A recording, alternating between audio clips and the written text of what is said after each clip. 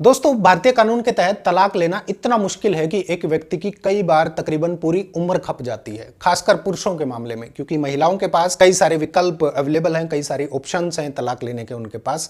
और इसी लंबे प्रोसेस में शॉर्टकट मारने के लिए कई लोग खुरपेच करते हैं और कोशिश करते हैं मैक्सिमम लेवल तक जाने की तलाक लेने के लिए, फिर चाहे वो धर्म परिवर्तन ही क्यों ना करना पड़े। हालांकि मेरा मानना है कि शादी ब्याह और तलाक से संबंधित मामलों को जल्दी निपटाना चाहिए, क्योंकि इस लंबे प्रोसेस के कारण कई कपल्स खतरनाक कदम उठा लेते हैं और हत्या या आत्महत्या तक कर लेते हैं। किसी का जीवन खत्म करवाने से बेहतर है कि उनको समय रहते अलग कर दिया जाए। तलाक लेने के लिए जब एक पुरुष बिल्कुल थक जाता है तो फिर वो ऑप्शन निकालने लग जाता है, ढूंढने लग जाता है रास्ते, और कई बार लोग धर्म का सहारा लेते हैं और अपना धर्म परिवर्तन करके इस्लाम कबूल कर लेते हैं, जहां एक से ज्यादा शादियां करने का रास्ता खुल जाता है। अब धर्म परिवर्तन करते ही वो व्यक्ति मुस्लिम पर्सनल लॉ के तहत आ जाता है और फिर या तो उसकी पत्नी भी इस्लाम कबूल करे या फिर उसको तलाक दे दे। ऐसी ही कुछ कंडीशंस जो है सामने आती है और महिला झट से तलाक के लिए शायद तैयार भी हो जाती है। हालांकि ये कोई नई बात नहीं है, बल्कि ये सदियों से होता आ रहा है। लेकिन यहां प्रश्न उठता है कि क्या वाकई में ये एक आसान रास्ता है और ऐसा आसानी से संभव है? ऐसे मामले में कानून क्या कहता है, ये बात हम समझेंगे माननीय सुप्रीम कोर्ट के एक ऐतिहासिक फैसले से। आइए जानते हैं क्या था पूरा केस। दोस्तों, लिली थॉमस बनाम भारत संघ का मामला भारत में एक ऐतिहासिक निर्णय है जो बाइगमी के मुद्दे और दूसरी शादी के लिए धर्म परिवर्तन करने के कॉन्सिक्वेंसेस के बारे में बताता है। भारत के सुप्रीम कोर्ट ने यह सुनिश्चित करने के लिए कि पिछली शादी को ठीक से खत्म किए बिना, समाप्त किए बिना विवाह नहीं किया जाए,